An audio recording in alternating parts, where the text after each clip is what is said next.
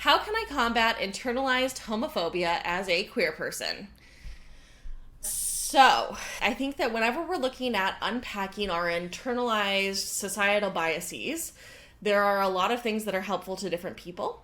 But I think step one is always about developing recognition of when that internalized bigotry is coloring, influencing, or driving your choices, your thoughts, your behaviors, right? So, like, if you have a lot of internalized homophobia, you may notice yourself as a queer person talking about how, like, those other queers are giving us a bad name.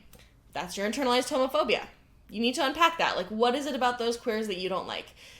Why is that a thing that you think is worth talking about, pointing out, any of that? And I think just noticing more often and earlier on when that bigotry is coming up within you helps you to be able to identify, like, what are the pieces that you have internalized and how are you applying them to others and to yourself. I think that the thing about, like, internalized homophobia as a queer person, internalized transphobia, internalized any of these structures of bigotry and oppression is that there is no way to avoid them because our world is steeped in them. You cannot throw a rock or stream a show on any of the streaming platforms without running into many or all of these isms, right? They are everywhere. They are the soup that we are all cooked in. And as a result, what we have to figure out is how can we notice it when it's happening around us, and how can we notice the pieces of it that we have taken into ourselves. And instead of reacting to those pieces with, like, self-shame or anger or trying to, like, beat ourselves up or get ourselves out of it right now immediately, instead find a piece of, like, all right, well, I didn't put that there. I don't want it there. How am I gonna do something else instead? If I have internalized homophobia as a queer person and I'm like, oh, those gays are giving us a bad name, how do I instead help myself understand that there's, like, no wrong way to be queer other than being a log cabin Republican? If you're a log cabin Republican, that is the wrong way to be queer. I don't apologize for that stance at all. I hope you find healing. So, like, how is it that this is showing up for you? Why do you have this issue with these people and how they are understanding and expressing their queerness? And I think that gives you some good ideas about what are the ideas that you have specifically internalized about what kinds of queerness are or aren't okay and why. A lot of this often boils down to respectability politics kind of stuff. It also boils down to often ideas about, like, what it means to become an adult, what it means to have a relationship, what it means to be a person in this world that is successful or that is meeting societal milestones. And so a lot of times when we're unpacking these internalized ideas, we're not just unpacking the bigotry, we're also unpacking kind of our general structure of what it means to be a person and how we're supposed to interact with ourselves, with others, and with the world.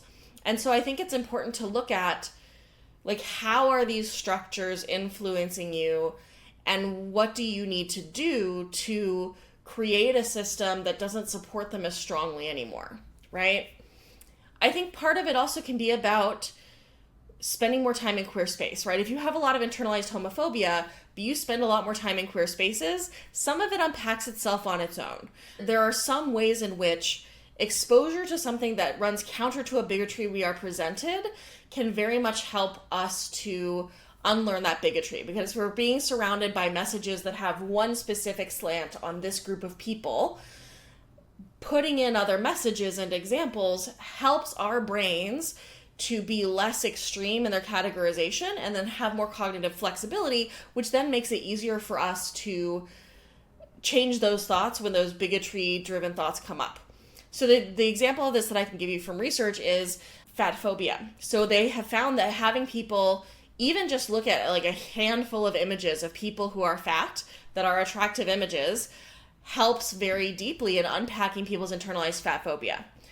That when all you see are images of thin people presented as attractive or appealing, of course your brain is going to draw the conclusion that those are the only attractive and appealing body types and shapes. But if you are exposed instead to a wider variety of media, if you are seeing in a positive light images that are shot to be attractive and enticing and sexy and all of these things about other kinds of bodies, then it's much easier for you in your brain to be able to have the flexibility to say, actually, a lot of kinds of bodies are beautiful, maybe even mine.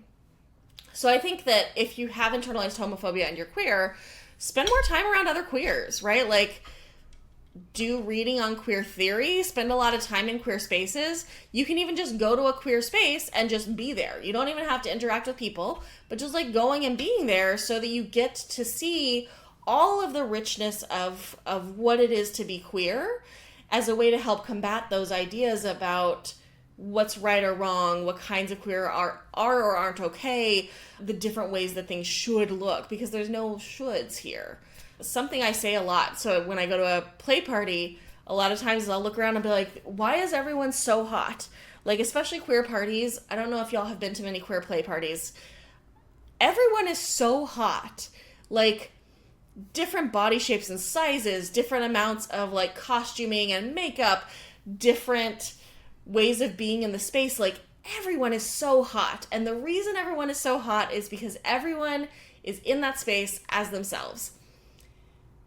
If what you want is to feel alive and energized, and you want to connect with other people, and you want to have closeness and connection and community in your life, the only way to do that is by being yourself, is by just diving deep into being you.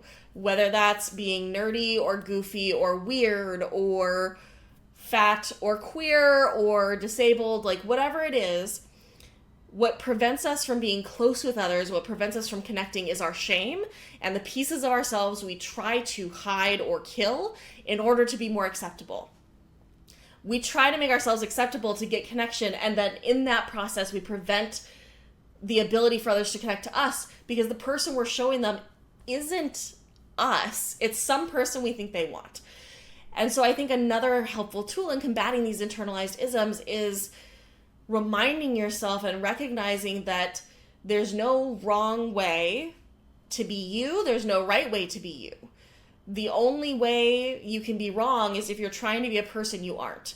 And so living more fully and bravely as you is the best way for you to find people who are your people, for you to find love and acceptance and belonging. We don't find belonging when we change to belong. That's something different.